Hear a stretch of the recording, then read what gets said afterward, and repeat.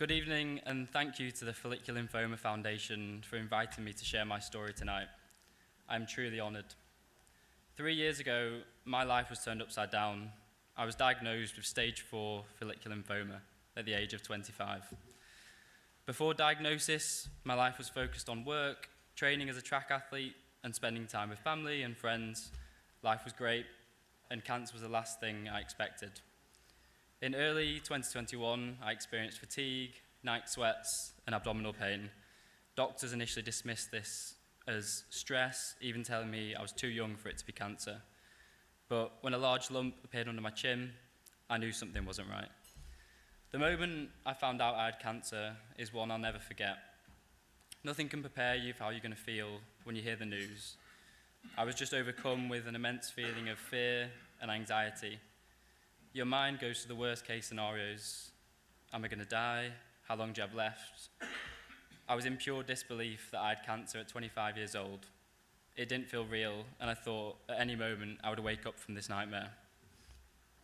It was difficult to come to terms with my new reality. It was a massive shock, but I just tried to stay positive and hope for the best. I began intense chemotherapy and immunotherapy treatments that left me physically weak and emotionally drained.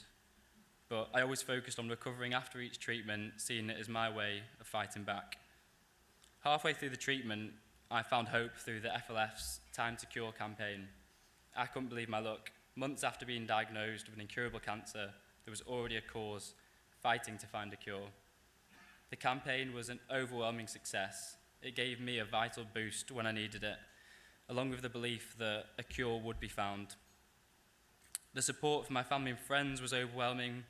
They rallied to raise funds for the FLF, showing me the power of community, and giving me strength and hope that together we could find a cure. In January 2022, I received the news of a complete response, no evidence of disease. But adjusting to life after treatment was challenging. It became difficult to move on with the uncertainty of the word incurable hanging over me. Unfortunately, 2023 started with the difficult news that my FL had relapsed, and I was expected to need treatment again within around 6 months. Leah and I were due to get married in September, which looked very much in doubt after this news. But fueled by optimism, we responded with action and tried to make the best of a bad situation. Our aim to get married before the next treatment. We managed to reschedule our wedding for April, and our fingers were crossed. Our plan was a success. The new wedding day went ahead, and just being able to have our wedding against the odds felt like a huge win in our battle against cancer's impact on our life. Cancer has taken away so much, but what it has given us is a deeper meaning to life, an appreciation of the good times. But the luck didn't run out there. Shortly after the wedding, I had a scan to check the cancer's growth and to give an idea when the next treatment would be needed. To our surprise, the results showed that the growth had stabilised. This meant if things stayed the same, treatment wasn't needed yet, and we had more time. So the manifesting didn't stop there. My relapse actually came with some more difficult news. The next treatment being proposed would impact my fertility. There was already a huge question if it was possible to conceive after my first course of treatment, and we were told it might be now or never if we wanted to have children. We always dreamed of starting a family of our own, so once again, full of optimism, we started trying. Amazingly, luck was on our side. Leah was pregnant, and in February this year, our son Noah was born. And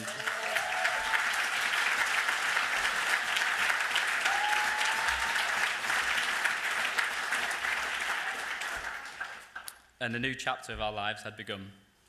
It's now nearly 2 years since my relapse. My FL is growing slowly, but luckily there's still no sign of the next treatment. But looking ahead, part of me is apprehensive for what's to come. With the word incurable in my life, I think part of me always will be. But the overriding feeling is one of hope and excitement for what we now have and what is to come in our lives.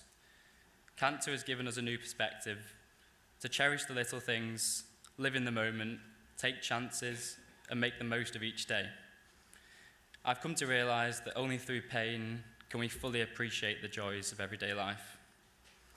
Now, I won't be able to fend off treatment forever, Sooner or later, that day will come when I'll have to step back into that nightmare. However, the work that the FLF is doing could have a huge impact on how that next treatment looks for someone in my position. This disease is incurable, and for a young person like me, the rest of my life will involve cycles of treatment, remission, relapse, and hoping that I don't run out of treatment options, but having to deal with the side effects of numerous harsh treatments throughout my life. And this is the reality for so many FL patients, and why it's so important to find a cure for this awful disease. Helping the FLF fund vital research will have a direct impact on my own life and is the key to unlocking the cure.